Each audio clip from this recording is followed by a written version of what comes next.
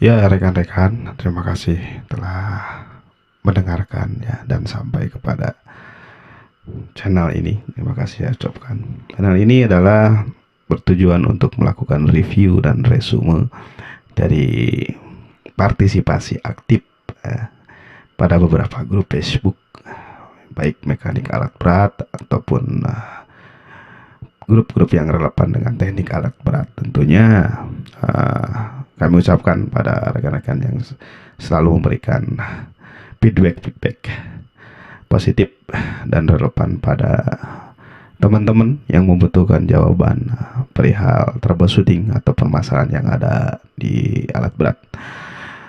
Saya tidak bisa mereview semua ya, tapi saya coba untuk ambil beberapa permasalahan yang dominan atau yang umum sering ditanyakan bahkan berulang-ulang ya. Salah satunya adalah dari Pak Yopi Kerendewe ya, pada tanggal 5 September telah mengupload beberapa, salah satu maksud saya, postingan mengenai permasalahan pada unit sebagai berikut statementnya ya. PC208 ada yang pernah mengalami kerja 1 jam low power panas katanya. Radiator, saringan udara, kondisi bagus semua. Mohon berbagi suhu gitu. Postingan ini mendapatkan 44 likes pada grup Facebook mekanik alat berat dan 54 komentar ya. Terima kasih Pak Yopi Kerendewe telah memberikan postingan, sehingga dalam kesempatan ini saya coba merangkum beberapa jawaban ya dari rekan-rekan yang ada di grup. Tentunya jawaban yang relevan yang akan saya coba review dan kumpulkan ya. Pendekatannya yang saya pakai di sini adalah menggunakan referensi yang berkaitan langsung dengan manual Komatsu PC208, khususnya pada bagian engine ya, dimana engine yang kita gunakan adalah untuk dalam pembahasan ini menggunakan workshop manual SA6D107E strip 1, dimana ciri khas dan karakteristik nanti pada cooling system pada umumnya menggunakan skema yang sama, tapi ada ciri khas khusus, yaitu pada fuel system berupa common rail injection system ya. Gitu. Yang pertama dari Arton doang katanya, cek kipasnya slip nggak, kata begitu ya. Nah, terus dari Madi Indra, jadi katanya P-beltnya kendor. Yang satu lagi bearing water pump sudah speeding, atau maksudnya udah sepeleng gitu ya, itu pengalaman pribadinya. Lalu dari Romi juga memberikan masukan, cek pressure dan valve PPC dan LS PPC begitu. Dari Mardisplan, ganti radiatornya, ganti kipas, ganti oli, ganti PBL ya. Jadi IC diganti semua nih katanya. Dari Mas Mardisplan ini. Dari Pak Muhammad Naval yang relevan ya, katanya coba periksa termostatnya apakah masih berfungsi sama selang radiator ke mesin siap atau lepas di saat mesin hidup katanya gitu. Jadi selang radiator ke mesin dicoba dilepas di saat mesin hidup ya. Jadi saya coba tampung dulu, saya kumpulkan beberapa saran yang relevan terhadap problem yang ditanyakan oleh Pak Yopi tadi ya. Baik, berikutnya ada komentar dari Pak Ujang Esprana katanya. Tambahan, kalau semua teman-teman di atas sudah dilakukan packing head, ada kebocoran kompresi kecil katanya, jadi air terdorong ke buang begitu. Dari Pak Musriyadi, jadi ya melihat sudut pandang lain, yaitu dilihat dari layar monitor minyaknya error juga gitu ya. Lalu beberapa teman yang lain rekanisikan mengecekkan mengenai termostatnya juga. Dan juga ada Pak Aldi Hamsa, yaitu katup bro ya, coba diganti tutup radiator, bisa juga cek sensor water pumpnya gitu. Lalu dari Pak Febri Ramadan katanya, pernah udah diganti filter masih aja ngulah, dicek solenoid masih aja ngulah, tukar solenoid masih aja low power, ternyata salahnya di oli hidrolik. Nah ini juga Nanti kita akan bahas satu persatu korelasi mengenai cooling system dengan hydraulic system, di mana irisannya atau di mana ketemunya gitu ya, atau yang mungkin yang dimaksud dengan lubricating system pada oli engine gitu. Kita akan bahas di sesi berikutnya. Baik, jadi kita sudah bahas mengenai kolom komentar dari rekan-rekan. Terima kasih kami ucapkan untuk berpartisipasi aktif dalam memberikan feedback atau tanggapan pada kasus Pak Yopi perihal alat berat tadi. Baik, dari sebelumnya kita akan bahas sebentar ya. Bahas secara singkat dan sebentar saja mengenai diagram dasar yang terdapat pada engine system ya, PC200-8. Rekan-rekan harus sedikit memahami juga bahwa engine yang dipakai pada PC200-8 ini memiliki tipe atau model SA6D107E-1 ya. Ini kenapa kita harus memahami kode dan tipe ini, karena sangat relevan dan sangat dibutuhkan pada proses part ordering ya, pemasaran barang dan komponen pengganti ataupun pada nanti keperluan troubleshooting. Di dalam gambar ditunjukkan bahwa atau sistem pendinginnya, saya ulang-ulang lagi, itu pada eskavator PC200-8 itu diawali oleh water pump ya.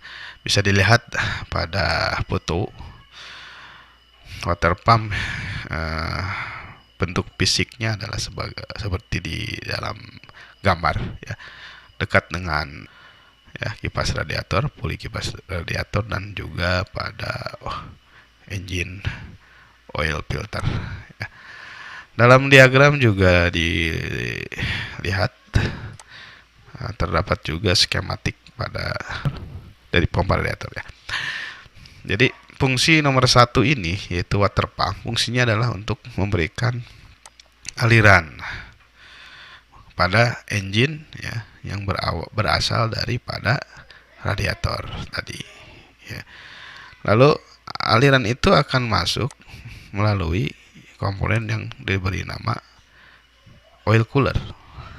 Oil cooler ini terdapat pada blok engine terpasang ya di situ, dan dekat juga dengan namanya oil filter ya. Bisa dilihat dalam gambar posisi pada oil cooler pada gambar ini dekat dengan oil filter. Lalu setelah nomor 2 gitu, kita akan masuk rupanya aliran air gitu. Aliran air yang berhasil dipompa oleh water pump akan masuk menuju oil cooler yang tadi diberi tanda nomor 2 ya. Masuk langsung ke bagian blok engine. Ada juga yang masuk melalui corrosion resistor yang poin nomor 3. Nah, dari corrosion resistor ini berfungsi untuk apa? Untuk memberikan komponen corrosion resistor ini untuk memberikan faktor pengurang karat gitu. Jadi ada aditip di sana yang berfungsi untuk mengurangi faktor korosi atau pengaratan, dimana kita tahu bahwa air mengandung atau memiliki zat yang dapat mengakibatkan karat. Apalagi pH daripada air itu di bawah 7 karena mengandung asam yang cukup kuat dalam menimbulkan karat. Nah, setelah nomor 3 ini masuklah coolant itu ke dalam bagian nomor 4 di sini. Ya, jadi ada pergerakan dari atas melalui corrosion resistor, ada juga pergerakan dari bawah setelah melewati oil cooler masuk ke nomor 4, yaitu bagian ke silinder liner. Dalam gambar bisa terlihat di samping sebelah komponen yang piston itu ada sebuah liner sebuah linear. Ya. Setelah masuk ke dalam dinding linear, maka masuk juga ke bagian 5, yaitu silinder blok itu sendiri. Blok engine ini dikelilingi oleh cooling system yang dipartisi atau dipartisi oleh water jacket namanya gitu. Ya. Jadi terjadi induksi pendinginan pada sebuah logam, ya, dipisahkan atau dipartisi melalui water jacket. Setelah nomor 5, air juga mengalir masuk ke nomor 6, yaitu water manifold. Ya, bisa dilihat beberapa lubang air dalam logam, ya. Dalam ini kita lihat cylinder head itu berfungsi untuk masuknya air melewati lubang-lubang itu. Air itu atau cooling system itu masuk mendinginkan juga beberapa komponen engine, termasuk salah satunya adalah cylinder block dan cylinder head. Lalu bagaimana perjalanan berikutnya? Air tersebut akan masuk juga ke nomor 7, yaitu komponen yang dinamakan dengan termostat. Nah, posisi dalam gambar, dalam aktualnya bisa dilihat dalam foto. Termostat itu, ya, posisinya itu pas di bagian atau dekat juga bagian exhaust manifold dan cover cylinder valve, ya. Nah, nomor 2 yang ditunjuk pada gambar adalah komponen termostat. Fungsi dari termostat itu sendiri adalah untuk mengatur kondisi suhu pada engine, kapan air masuk boleh melewati ke radiator, kapan dia hanya mengalir langsung ke water pump. Jadi terdapat 3 kondisi dalam peran termostat, yaitu kondisi tertutup secara penuh, yaitu pada kondisi dingin, ya, kurang daripada 75 derajat Celcius. Kalau di beberapa referensi itu termostat dalam kondisi tertutup secara penuh. Artinya, kalau kondisi termostat tertutup secara penuh, maka aliran air yang terdapat dalam skema atau sistem ini hanya bersirkulasi, ya, berputar dari water pump menuju oil cooler saja, ya, lalu ke blok engine dan beberapa bagian engine termasuk cylinder head, dan masuk lagi melalui bypass daripada termostat. Jadi sirkulasinya hanya di engine saja dan bagian bawah daripada radiator tanpa melewati bagian atas radiator. Jadi sirkulasi internal saja tanpa melibatkan pendinginan oleh radiator. Kondisi berikutnya daripada peran termostat itu adalah pada kondisi full open, ya. Full open ini artinya secara penuh termostat buka pada temperatur 90 derajat Celcius, di mana sirkulasi dari water pump, ya, air itu akan bersirkulasi dari water pump melewati oil cooler, masuk ke blok engine, masuk ke water manifold juga, ya. Dan karena termostat terbuka penuh, maka air akan masuk ke bagian upper radiator, ya, atau bagian atas radiator, lalu mendapatkan efek pendinginan secara penuh oleh radiator, ya, media radiator ini, dan diteruskan oleh lower radiator, ya. Jadi sirkulasinya adalah total sirkulasi water pump, blok engine, termostat open, upper radiator bagian atas, dan juga lower radiator bagian bawah. Tentunya berbeda dengan kondisi pada saat termostat close, ya, full close. Kalau full close tadi saya ulangi, sirkulasinya hanya dari water pump, oil cooler, blok engine, water manifold, termostat, dan bypass. Ya, jadi hanya sirkulasi internal engine saja tanpa mendapatkan efek pendinginan dari radiator, ya, bagian upper sini. Ya. Lalu bagaimana kondisi termostat atau kondisi engine ketika mencapai suhu 75 sampai 90 derajat? Artinya termostat hanya baru membuka, ya, sedikit saja, tetapi belum mencapai full opening temperatur. Antara 75 sampai 90 bagaimana? Nah, artinya karena termostat ini sistemnya membuka secara proporsional tergantung pada suhu yang diterimanya, maka termostat ini memberikan porsi bukaan, ya, sesuai dengan suhu tadi. Artinya gini, kalau 75 sampai 90 derajat di range tertentu, ya, termostat itu akan membuka sebagian ke bypass water pump, ya, sebagian juga ke bagian upper radiator atau hose bagian atas radiator. Ya, 75 derajat Celcius berarti dia baru membuka saja. Nah, baru membuka saja ini ada sebagian besar air masih mengalir melalui water pump. Sebagian kecil masuk ke upper radiator.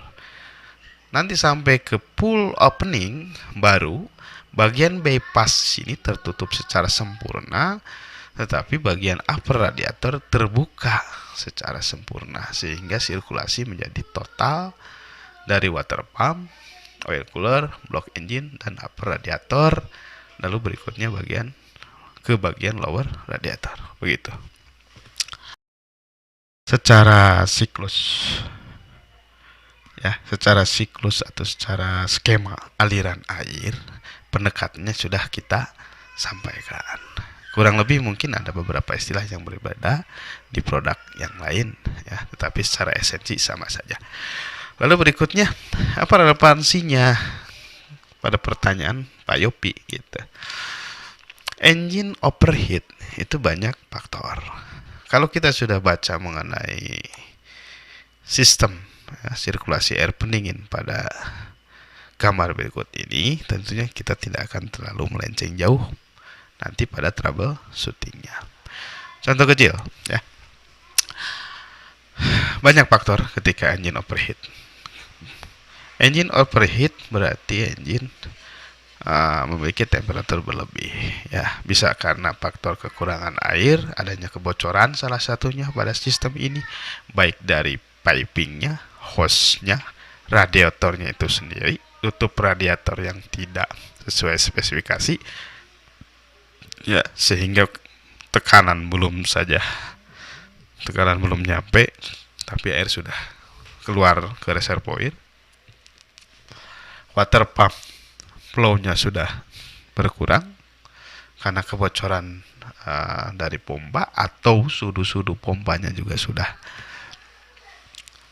jelek, simping, banyak bolong-bolongnya, itu corrosionnya. Atau bisa jadi karena seal-nya juga sudah bocor, ya. Lalu faktor lainnya juga, misalnya ada kebocoran pada cylinder head, ya, cylinder head karena ada kebocoran pada gasket cylinder head sehingga air bocor dan terbakar, ya, pada ruang bakar, dan habislah air itu sehingga mengakibatkan overheat, ya. Berikutnya juga faktor kipas, misalnya faktor kipas bisa jadi penyebab overheat. Satu, kipasnya juga sudah jelek gitu, sudu-sudu kipas sudah jelek. Yang kedua, arah kipas terbalik. Berikutnya juga tensi daripada kipas radiator atau fan beltnya terlalu kendor, misalnya begitu, ya. Faktor lain juga banyak diakibatkan karena misalnya termostat tidak bisa full opening, sehingga apa, meskipun suhunya sudah tinggi, ya, tetapi termostat tidak mengizinkan air masuk kepada bagian upper daripada radiator, sehingga suhu tinggi tetapi radiator tidak diberikan air yang diumpankan dari bagian blok engine. Ya, ini pendinginannya tidak optimal. Ya. Hal-hal yang lain, ya, pertanyaan yang lain, misalnya seperti ada oli dalam radiator, gitu kan? Dari mana kebocorannya? Apakah bisa dari bagian oil cooler? Begitu pertanyaannya, ya. Nah, sekarang kita harus tahu tekanan kerja daripada oil cooler itu berapa, dan tekanan kerja daripada cooling system yang diakibatkan oleh flow dari pompa itu berapa. Nah, apakah air yang masuk kepada oli atau oli pendingin yang masuk kepada air radiator? Tentunya silakan dilihat spesifikasi daripada manual book yang menceritakan mengenai engine Komatsu SA6D107E strip 1 ini. Ya, karena kan kurang lebih begitu, ya. Kalau kita bahas satu persatu dan secara detail kita bongkar, ya, spesifikasi daripada masing-masing komponen yang ada pada cooling system ini, tentunya tidak cukup banyak waktu dibahas di dalam channel YouTube ini. Tapi mudah-mudahan sedikit informasi dan gambaran ini dapat memberikan penekanan lagi, dapat memberikan kesimpulan lagi pada teman-teman, baik yang masih belajar mengenai teknik alat berat ataupun yang sudah berpengalaman memang di alat berat, ya, untuk mengingatkan kembali. Semoga bisa kami tampung dalam tayangan ini, ya. Jadi kita simpulkan ada 10 komponen, ya. Yang nomor 10 ini EGR, exhaust gas recirculation, yang opsional, bisa saja ada atau bisa saja tidak, yang tujuannya adalah berfungsi sebagai mempergunakan kembali gas exhaust sehingga bisa diolah dan nantinya hasil olahan tersebut bisa dipakai kembali untuk bagian intake system, ya. Jadi yang utamanya ada 9. Yang pertama adalah water pump, ya. Water pump kita harus tahu posisinya di mana, ya. Terus inletnya mana, bagian outletnya mana, dan bagian bypassnya mana, dan juga bagian drain, ya, untuk mendrain air di sebelah mana, itu ada dalam manual, lebih detailnya diceritakan. Yang kedua adalah oil cooler. Oil cooler ini saya tekankan kembali bahwa posisinya nggak jauh daripada dari oil filter. Nah, oil cooler ini nempel pada blok engine, karena oil cooler yang dimaksud adalah pendingin oli engine, ya. Lalu yang ketiga adalah corrosion resistor yang berfungsi sebagai zat tambahan untuk mengurangi faktor pengaratan daripada air. Apalagi air yang kita gunakan memiliki karakteristik pH-nya di bawah 7. Apa itu maksud di pH di bawah 7? Adalah air yang memiliki nilai kadar asam paling tinggi. Jika nilai kadar asam kita tinggi, ya, yang kita gunakan air itu pada radiator tinggi, maka faktor pengaratannya semakin tinggi pula. Jadi semakin cepat berkarat nantinya logam-logam yang ada di engine, sehingga adanya corrosion resistor ini berfungsi untuk membantu menaikkan nilai basa, ya, kebalikan daripada asam, sehingga air menjadi lebih naik pH-nya di atas 7. Baru ke nomor 4 adalah cylinder liner. Di cylinder liner ini seperti pada gambar, ya, berfungsi untuk media naik turunnya piston. Nanti piston itu sliding pada cylinder liner. Nah, cylinder liner ini, ya, dipartisi atau dipisahkan dari blok engine utamanya, ya.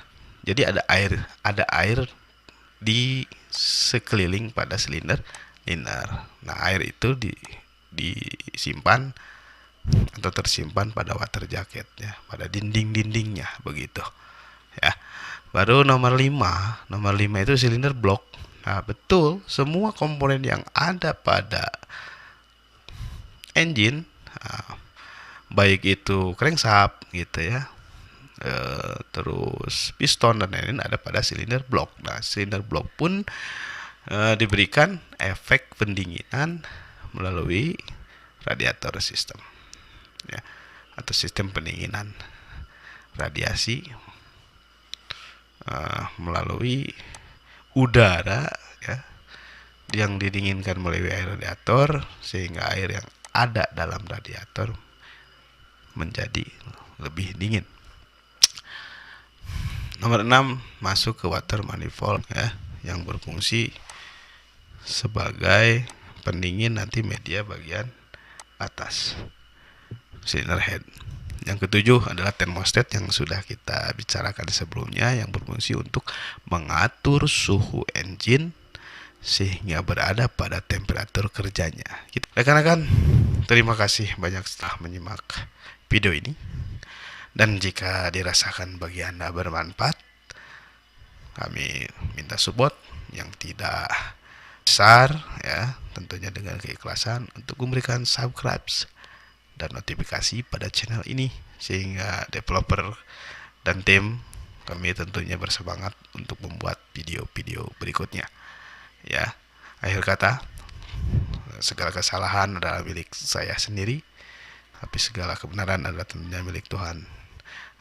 Yang jelas, niat kami membantu, dan mudah-mudahan hari Anda jauh lebih berharga dan bermanfaat kembali.